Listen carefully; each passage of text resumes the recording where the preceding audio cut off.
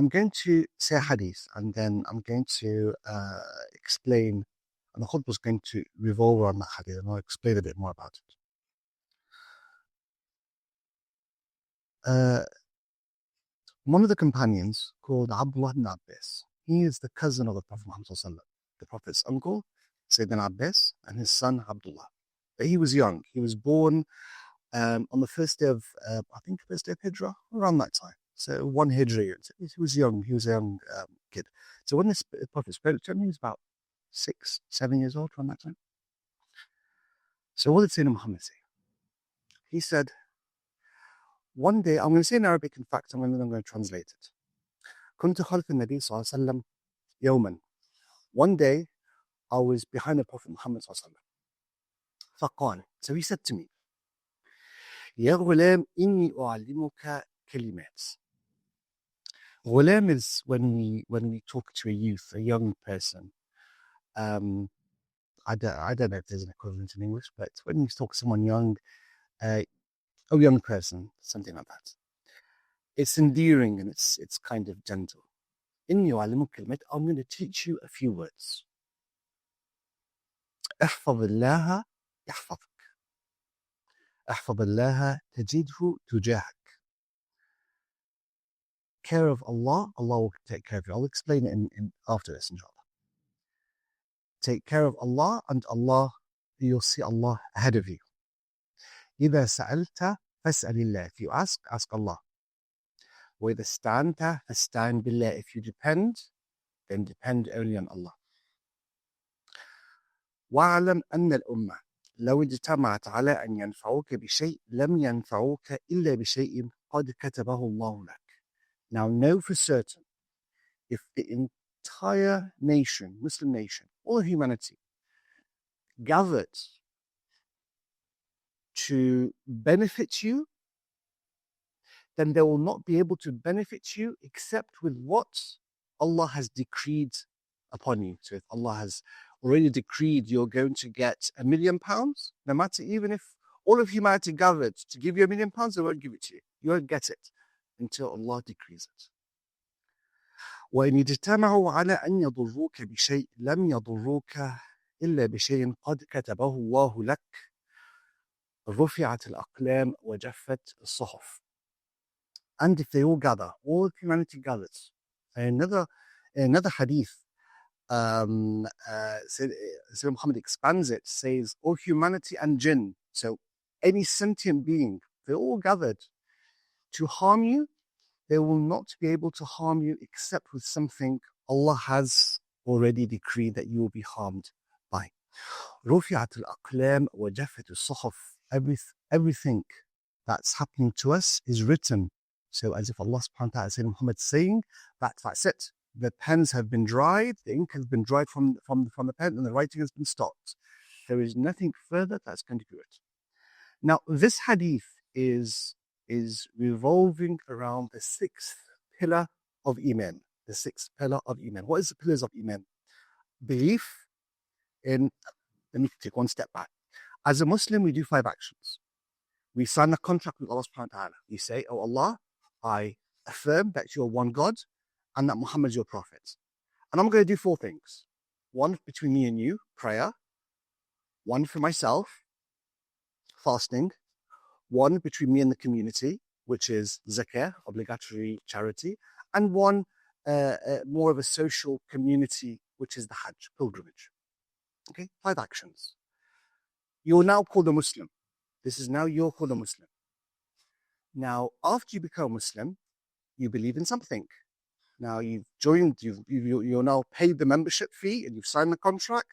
Now you're going to start doing, if you're in a gym, for instance, you're going to start now training. What do you actually believe in as a Muslim? What defines you as a Muslim? 6 things. Believing in Allah, His angels, the books that He sent with His prophets, and the prophets themselves. And the Day of Judgment, and finally, Qadr, khayrihi wa sharrihi, your destiny, whether good or bad. And the part of the second part of the hadith, the first part, of course, is important. The first part talks about if you truly want Allah to take care of you in this world, to take care of your issues, take care of your problems, first of all, why don't you follow what Allah subhanahu wa ta'ala says? That is the meaning of caring for Allah, following Allah's orders, following what Allah has demanded of you, which isn't really much. What is Allah asking from us to do? To be honest, not lie, not steal, be polite and respectful to your elders and parents, do your job or do your work or do your study with quality. That's just decency, isn't it? That's why Sayyidina Muhammad says that he was sent to make our morals better. Okay. And if you care for Allah, if you follow Allah's path, you'll always find Allah there for you. When you're desperate, you will see Him. When you truly want something, He will answer you. He'll be there for you. إذا سألت فاسأل الله وإذا استعنت استعن بالله. The true meaning of worship is asking. When you know for certain that no human can help you or benefit you except Allah, what else is worship but that? Your heart is now tied to Allah. If my heart is tied to this brother, I know that he's the one who's going to benefit me or give me a job. I've disconnected myself from Allah. He might be a means to an end, true, but the one who gives me the money, the one who gives me the benefits, who cures my illnesses is Allah subhanahu wa ta'ala. And that covers everything, up to and including medicine. Medicine is a means. And by the way, we have to do the means because Allah's laws have to be followed. Just like gravity pulls you down, just because I'm a Muslim doesn't mean that I'm going to fly. No. Laws of gravity follow it. Even the prophets, they jump, they fall down. Simple as that. You don't know how to swim, you'll drown. And if you depend on someone, again, that's part of your belief in Allah subhanahu wa ta'ala, part of your worship of Allah. You're dependent upon Allah. And then we talk about the Qadr. We talk about destiny. We talk about as much act as you do, in the end, what Allah has destined for you is going to happen. It has got two benefits. I'm going to expand on it with another hadith to explain it a bit more. But I'm going to say the benefits first. The first benefit is you'll never have a regret in your life. You've missed an opportunity. Allah has destined this one, and whatever He wanted will happen. Fine. Next. You'll never feel guilty. The world, this dunya that we live in, transfers from your heart to your hand. Worldly matters no longer matter to you so much. Now, I'm going to say another hadith to explain destiny clearly, what that means. And it will clearly explain what we're supposed to do. This is in a Muslim, and this was by the Prophet's cousin as well, Sayyidina Ali, another cousin. And Ali radiallahu anhu قال كنا في جنازة في بقيع الغرقد فأتى الرسول صلى الله عليه وسلم فقعد وقعدنا حوله ومعه مخصرة فمكث فجعل ينكث بمخصرته ثم قال. The Prophet, Sayyidina Ali was saying that they were in a funeral. Baqiyah is a place just behind if you've gone to Medina, you'll find there's a place that's walled out, and that's where they're buried. Anyone that dies in Medina is buried there. All the companions are buried there. Majority of the companions are buried there. In fact, anyone that dies in Medina gets buried there straight away. That's why after every prayer, you'll see them rushing over there to bury someone in the Baqiyah. So the Prophet sat down, and at the time of death, it's always time of reflection. So he sat down and he went quiet for a while. And the companions respected his quiet and he stayed quiet, waiting for what the Prophet's going to say or do or what's going to happen. Then the Prophet started speaking. What did he say? ما منكم من أحد ما من نفس منفوسة إلا وقد كتب الله مكانها من الجنة والنار إلا وقد كتبت شقية أو سعيدة. There is no soul that Allah has created except its place in heaven and hell has been determined. Every single one of us. In fact, the moment you're born, several things are written. Your life expectancy, how long you're going to live, whether you're going to go to Jannah or Nar, what you're going to be earning in this dunya. It's already been done. And I'm going to answer a question that comes to our mind when we hear this one. But this has all been written and set the moment we're born. That's why Sayyidina Muhammad, this explains why Sayyidina Muhammad says, if someone wants his life to be extended, respect your parents. What does that mean? Aren't I supposed to die? No, you're supposed to live 60 years. But if you're respectful for your parents more and more, and you connect with your relatives, Allah can and will increase it for you. He promised us that. Your life will become 60, 65, 70, who knows? قال رجل. One of the companions said to the Prophet, يا رسول الله أفلا نمكث على كتابنا وندع العمل. Prophet of Allah, if the book's written, why do we work? No point. So subhanAllah, there's nothing that has occurred to us except it's occurred to the Prophet and his companions. That's why it's important to read over and over again. Everything that might confuse you, you'll find it in the seerah, in the biography of Muhammad sallallahu alaihi wasallam. So what the Prophet says, من كان من أهل السعادة فسيصير إلى عمل أهل السعادة ومن كان من أهل الشقاوة فسيصير إلى عمل أهل الشقاوة. ثم قرأ فأما من أعطى واتقى وصدق بالحسنى فسنيسره لليسرى وأما من بخل واستغنى وكذب بالحسنى فسنيسره للعسرى.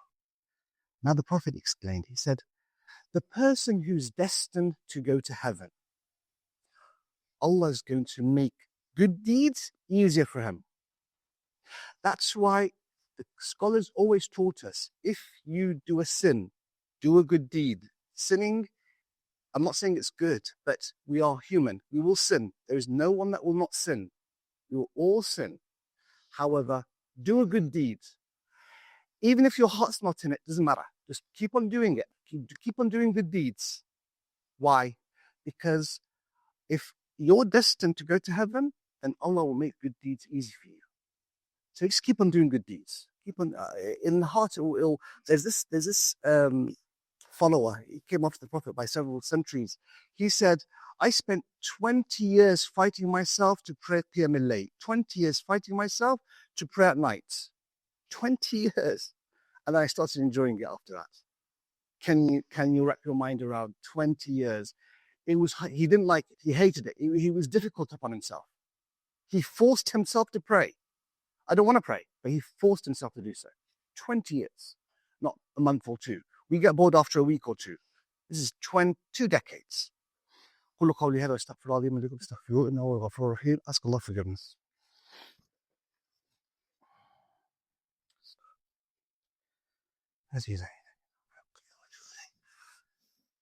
Alhamdulillah wa kafa wa salatu wa salam ala abdihi al-Mustafa. Continuous thanks and gratitude to Allah subhanahu wa ta'ala. Salah and salam on Prophet Muhammad sallallahu alaihi wasallam. The same thing with bad deeds. The continuation of hadith, if you're destined to be punished, then doing bad deeds is going to be easy for you. And the Prophet Muhammad sallallahu alaihi wasallam read this ayah where Allah subhanahu wa ta'ala says, فَأَمَّا مَنْ أَعْطَى وَاتَّقَى. So this is the ayah, and it's a lovely ayah. The person who fears Allah and gives charity, we will make it easy for him to do good deeds. Do you know what this means? When he was fearing Allah and he was giving charity, there is no guarantee that he liked to do that. He was probably forcing himself. I'm going to fear Allah. I'm going to fear Allah. Imagine someone saying, I'm going to fear Allah. I've sinned. Oh God, forgive me. I'm going to fear him. I'm going to give charity. I don't want to give charity. I'm still going to force myself and give the £5, the £1. I'm still going to do that. You do that, then Allah will make it easy for you to follow him. Same thing on the opposite side. If you're stingy, and if your heart starts to blacken, then it will be easy for you to do the bad deeds. And this is the definition of destiny in the end. in the end, we all take the means.